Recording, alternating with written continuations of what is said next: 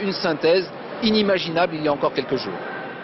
François Hollande promet donc ce soir l'unité et un congrès utile aux Français. Ce fidèle de Lionel Jospin est à la tête du parti depuis 1997. Il y a quelques jours, sa motion a remporté plus de la moitié des suffrages des militants. François Hollande qui essaie donc de se poser en rassembleur sur le chemin de la présidentielle de 2007. Alexandre Carra, Frédéric Basile.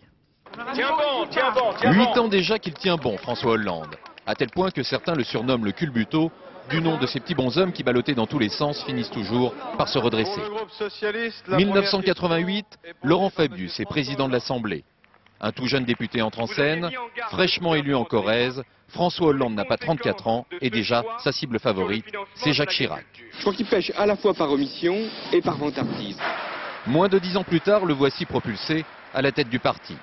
Sa mission, tenir la maison PS en bon ordre, alors que Lionel Jospin entre à Matignon.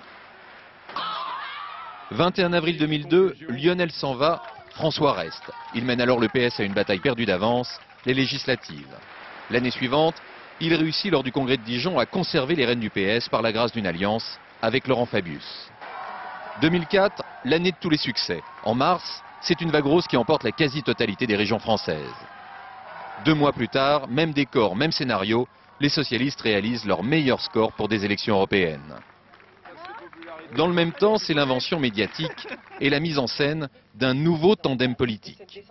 Je suis très heureuse d'être ici à Limoges, aux côtés du maire, d'abord Alain Rodet, de Jean-Paul, de Robert et bien sûr de François. Ça me permet de joindre l'utile à l'agréable car nous ne nous sommes pas beaucoup vus pendant cette campagne.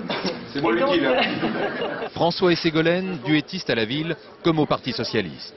Un numéro qui en agace plus d'un au PS, mais alors rien ne semble pouvoir stopper l'ascension de François Hollande.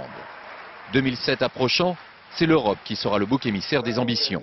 Premier round en faveur de François Hollande lors du référendum interne sur la Constitution. Le 29 mai, c'est une autre histoire. La victoire du non par chaos brise l'élan de celui qui se voyait déjà présidentiable. Dans quelques jours, François Hollande devrait être réélu premier secrétaire, égalant ainsi la longévité à la tête du PS d'un certain François Mitterrand. À l'Élysée, Jacques Chirac a reçu